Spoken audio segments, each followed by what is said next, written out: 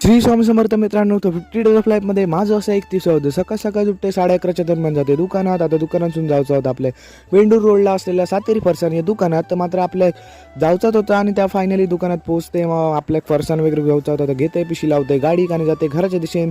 1:30 वाजलेले आणि 1:30च्या दरम्यान जेवते वगैरे आणि संध्याकाळचे 7:30 वाजते, जिल्हे 7:30 वाजले.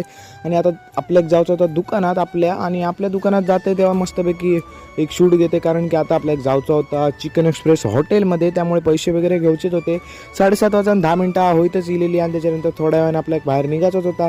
फायनली चिकन एक्सप्रेस हॉटेलमध्ये पोचतो आणि सगळ्यांनी आपली सीट धरलेलीच होते. हे बघा, बघू शकताच आपण.